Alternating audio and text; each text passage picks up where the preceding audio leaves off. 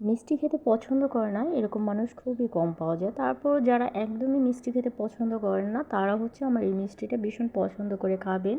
কারণ এই মিষ্টিটার একটু আমি ভিন্ন স্টাইলে ভিন্ন স্বাদে বানাবো। এটা হচ্ছে ছানার লাড্ডু মিষ্টি।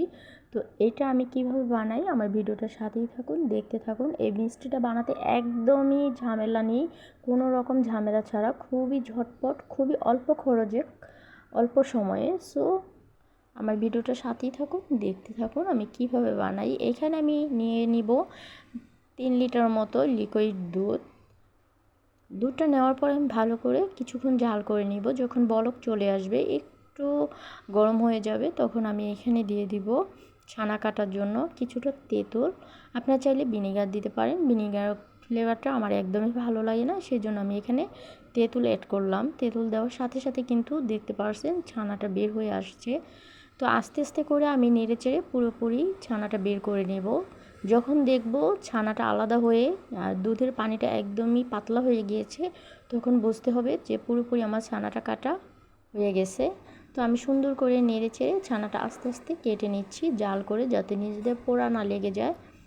সো এভাবে করে আমি সুন্দর করে ছানাটা বের করে নিচ্ছি। দেখতে পারছেন ছানাগুলো একদম বড় অংশে বের হয়ে গিয়েছে, আর ছানার যে পানিটা আছে এটা একদমই পানি পানি হয়ে গিয়েছে। সো এখন আমি একটা চালনিতে এটা ঝরা দিয়ে সাথে সাথে ঠান্ডা পানি দিয়ে ধুয়ে নেব।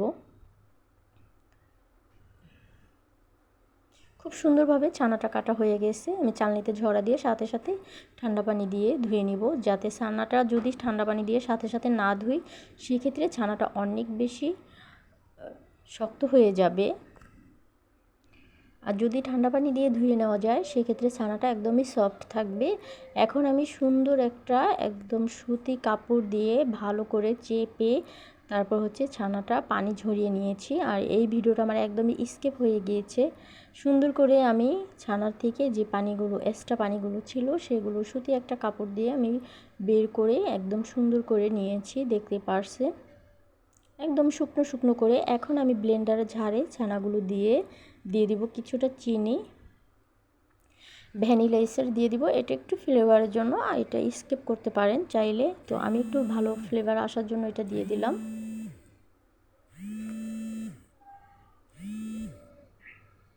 সুন্দর করে হচ্ছে আমি এটা ব্লেন্ডারে ব্লেন্ড করে নিলাম। একদমই পানি দেওয়া যাবে না, পানি দেওয়া ছাড়া কিন্তু ব্লেন্ডারে এটা ব্লেন্ড করে নিতে হবে। এখন আমি একটা প্যানে ছানাটা সুন্দর করে দিয়ে আমি একটু নেড়ে চেড়ে এটা আমি জাল করে নিব। আপনারা চাইলে ঘি থাকলে ঘি দিতে পারেন, আমার বাসায় ঘি ছিল না, এটার জন্য আমি ঘিটা স্কিপ করে ফেললাম। তো ভালো করে একটু নেড়ে চেড়ে নিচ্ছি। ছানাটা চুলাতে দেওয়ার পরে কিন্তু অনেকটা সফট আর অনেকটা পানি পানি বের হবে, কারণ এটাতে চিনি দেওয়া আছে। আর যখন এরকম বুটো বুটো হয়ে যাবে ছানাটা, তখন দিয়ে দিতে হবে বিটগ্রাম। অবশ্যই বিটগ্রামটা দিতে হবে, নয়তো মিষ্টিটা কিন্তু ভালোভাবে বানানো যাবে না, ভেঙে ভেঙে যাবে।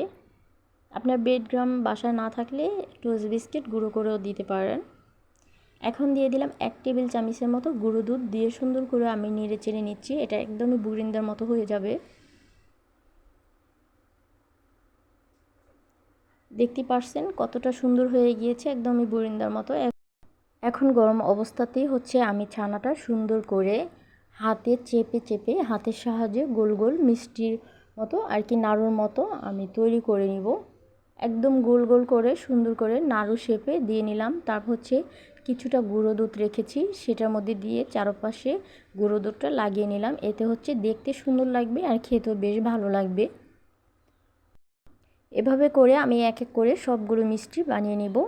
একদমই নাড়ু শেপে দিয়ে সুন্দর করে, তারপর গুঁড়ো দুধের মধ্যে দিয়ে গুঁড়ো দুধটা সুন্দর করে চারপাশে দিয়ে দেন আমি এক এক করে সবগুলো মিষ্টি বানিয়ে নিব। খুবই সহজে এই মিষ্টিগুলো বানানো যায়। ছানার এই লাড়ু মিষ্টিগুলো খেতে কিন্তু বেশ মজার হয়, আর বানানোর ঝামেলাটাও খুব কম। তো আমি কিছুটা কিশমিশই উপরে দিয়ে দিলাম। কিশমিশগুলো যদি আমি এটা চেপে দিতে যাই সেক্ষেত্রে মিষ্টিগুলো ভেঙে যাবে, এজন্য উপরে সুন্দর করে একটু সাজিয়ে দিলাম দেখতে সুন্দর দেখানোর জন্য। তো এই মিষ্টিটা সত্যি বলতে যারা একদমই মিষ্টি খেতে পছন্দ করে না তারাও বেশ পছন্দ করবে, কারণ এটার মিষ্টিটা খুবই কম আর খেতেও বেশ ভালো লাগে, যেহেতু শুধু ছানা দিয়ে তৈরি করেছি। তো একবার হলো আপনারা বাসায় এভাবে ট্রাই করে দেখতে পারেন। মিষ্টিটা বানানোর ঝামেলাটা যেরকম কম, খরচও কম, খেতেও কিন্তু বেশ মজার। আর এটা এতটাই ইয়াম্মি, এটা মুখে দিলে সাথে সাথে একদম মিশে যায়।